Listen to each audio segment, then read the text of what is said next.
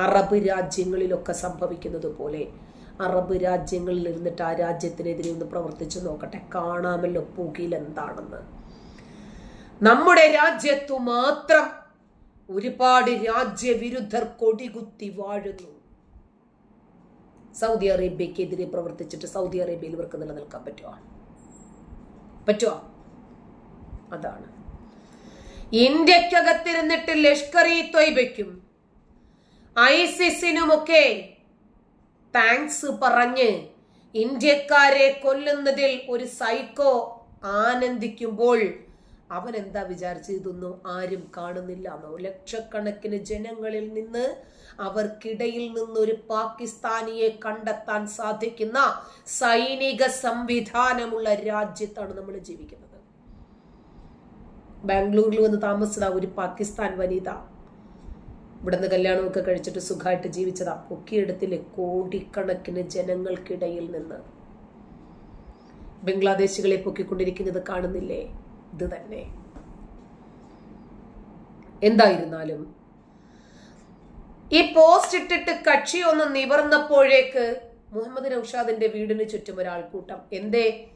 അല്ല, ലഷ്കർ ഇ ത്വയ്ബയ്ക്കൊക്കെ സ്വാഗതം പറഞ്ഞില്ലേ, നന്ദി പറഞ്ഞില്ലേ? പഹൽഗാമിലെ ആളുകളെ കുറെ പേരെ കൊന്നപ്പോൾ സന്തോഷിച്ചില്ലേ? ഇങ്ങനെയുള്ള ആളുകൾക്ക് പറ്റിയ സ്ഥലമേ വീടല്ല. ഇതൊരു ചൂടാ ഇവിടെ. വായോ. മുഹമ്മദ് നൗഷാദിനെ തൂക്കിയെടുത്ത് കൊണ്ടുപോയി ഇന്ത്യൻ മിലിറ്ററി. ഈ മുഹമ്മദ് നൗഷാദ്, അവന്റെ പേരിലുണ്ട് അവന്റെ തീവ്രവാദം. എല്ലാ മുസ്ലിം നാമധാരികളും തീവ്രവാദികളാണ് എന്ന് എനിക്ക് അഭിപ്രായമില്ല. ആ മുഹമ്മദിലുണ്ടത്. എല്ലാ മുഹമ്മദും ഭീകരവാദികളാണ് എന്നും എനിക്ക് അഭിപ്രായമില്ല. ഇയാള് ഷെയർ ചെയ്ത രാജ്യവിരുദ്ധം അപകീർത്തികരമായ ഇന്ത്യ മുഴുവനും ആ സൈനികരുടെ വിയോഗത്തിൽ വേദനിക്കുമ്പോൾ ഇവൻ ചെയ്ത അപകീർത്തികരമായിട്ടുള്ള പോസ്റ്റിന്റെ അടിസ്ഥാനത്തിൽ പെട്ടെന്ന് തന്നെ ഇന്ത്യൻ ആർമി നടപടികൾ സ്വീകരിച്ചു. മുഹമ്മദ് നൗഷാദിന്റെ ഉദ്ദേശം കണ്ടെത്തണം, അയാളുടെ മറ്റു ബന്ധങ്ങൾ അന്വേഷിക്കണം.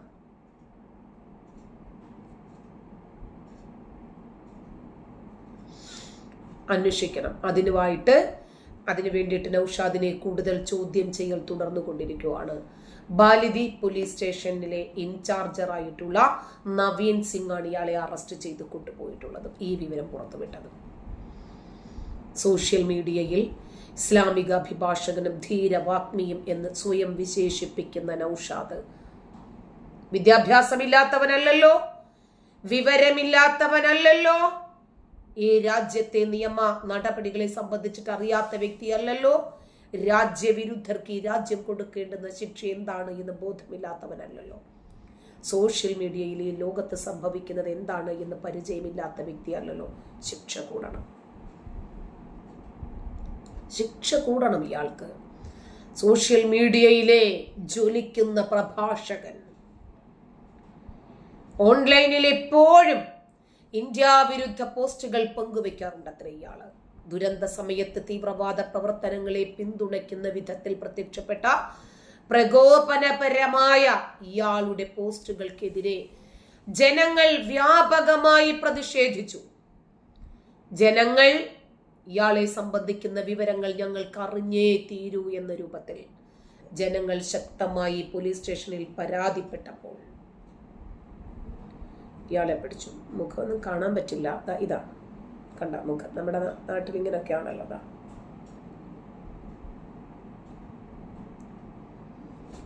പിടിച്ച് കാക്കായെ കൊണ്ടങ്ങോട്ട് പോയി. കാരണം കാക്കായിനിപ്പോ ഈ ചൂടത്ത് എന്തിനാണ് അവിടേക്ക് ഇരുന്ന് ബുദ്ധിമുട്ടുന്നത് എന്ന് ഇന്ത്യൻ ആർമിക്കും തോന്നി. അതുകൊണ്ട് കാക്കായെ തൂക്കിയെടുത്തിട്ടുണ്ട്. ഇനിയിപ്പോ കാക്ക എവിടെയാണ് കിടക്കേണ്ടത്, കാക്കായെ സംബന്ധിക്കുന്ന എല്ലാ വിശദാംശങ്ങളും ഇന്ത്യൻ മിലിറ്ററി അങ്ങോട്ട് പൊക്കിക്കോളും. കാക്കായ്ക്ക് ഇനിയിപ്പോ ജയിലിൽ കിടന്നിട്ട് സന്തോഷിക്കുകയോ കൈകൊട്ടി പാട്ടുപാടുകയോ ഉറക്കെ ഇൻഷാ അല്ലാ ഇൻകിലാബ് വിളിക്കുകയോ ഒക്കെ ചെയ്യാം, ഒരു പ്രശ്നവുമില്ല. ഈ സന്ദർഭത്തില് മറ്റൊരു പോസ്റ്റ് കൂടി നമ്മൾ കാണണം. ഈ ഭീകരാക്രമണത്തില് ഒരു വിവാദ പ്രതികരണവുമായി റോബർട്ട് വാദ്ര വന്നിട്ടുണ്ട്. ഹിന്ദുത്വത്തെക്കുറിച്ച് മാത്രം സർക്കാർ സംസാരിക്കുമ്പോൾ ന്യൂനപക്ഷം അരക്ഷിതരാകുന്നു എന്നാണ് റോബർട്ട് വാദ്രയുടെ പ്രതികരണം. വാർത്താ ഏജൻസിയോടായിരുന്നു വാദ്ര പ്രതികരിച്ചത്. രാജ്യത്ത് ഹിന്ദുക്കളും മുസ്ലിങ്ങളും തമ്മിൽ വേർതിരിവുണ്ടായിട്ടുണ്ട്. മതം തിരിച്ചറിഞ്ഞ് കൊല നടത്തിയതിന്റെ കാരണം മറ്റൊന്നല്ല, പ്രധാനമന്ത്രിക്കുള്ള ശക്തമായിട്ടുള്ള സന്ദേശമാണ്. നോക്കണം, ക്ഷീരമുള്ളോരകിടിൻ ചുവട്ടിലും ചോര തന്നെ കൊതുകിന് കൗതുകം എന്ന് പറയുന്നത് പോലെ ഇയാൾക്ക് അപ്പോഴും എങ്ങോട്ടാണ് ശ്രദ്ധയെന്ന് നോക്കിക്കേ. ജമ്മു കാശ്മീരിലെ ഇന്നലെയുണ്ടായ ഭീകരാക്രമണത്തിൽ പാകിസ്ഥാന്റെ പങ്ക് വ്യക്തമായതോടുകൂടി തക്കതായ രൂപത്തിൽ മറുപടി നൽകാൻ ഒരുങ്ങി നിൽക്കുന്ന കേന്ദ്രത്തോട് വീണ്ടും പറയാണ് റോബർട്ട് വാദ്രയുടെ പ്രതികരണം ഇങ്ങനെ: നിരപരാധികളായ 29 കുടുംബങ്ങളുടെ അത്താണികളായ പുരുഷ വിനോദ സഞ്ചാരികളെ കൊന്നൊടുക്കിയ ക്രൂരതയോട് കടുത്ത നടപടികളിലൂടെയാണ് മറുപടി കൊടുക്കേണ്ടത് എന്ന് ഇന്ത്യയിലെ ഓരോ ചെറുതും വലുതുമായിട്ടുള്ള വ്യക്തികളും ആഗ്രഹിക്കുമ്പോൾ, ആവശ്യപ്പെടുമ്പോൾ, പ്രതികരിക്കുമ്പോൾ ഇദ്ദേഹത്തിന്റെ മറുപടി ഏത് രൂപത്തിലുള്ളതാണെന്നൊന്ന് നോക്കിക്കേ. പാകിസ്ഥാനുമായിട്ടുള്ള നയതന്ത്ര സഹകരണം അവസാനിപ്പിച്ചേക്കും എന്നാണ് കേന്ദ്ര സർക്കാർ വൃത്തങ്ങളിൽ നിന്നും സൂചന ലഭിക്കുന്നത്. ഇന്ത്യയിൽ നിന്ന് വാങ്ങിച്ച് നക്കിയിട്ട് ആ ഇന്ത്യക്കെതിരെ പ്രവർത്തിക്കുന്ന ഇവർ ഇസ്രായേലിനോട് ചെയ്തത് എന്താണെന്ന് ഇപ്പൊ മനസ്സിലായോ?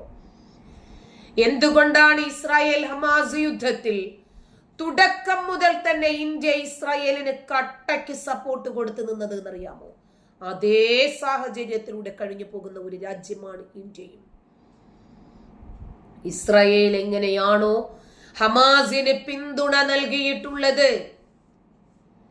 ഇസ്രായേലിനോട് ഹമാസ് എന്താണോ ചെയ്തിട്ടുള്ളത് അതേപോലെ തന്നെ ഇസ്രായേലിൽ നിന്നും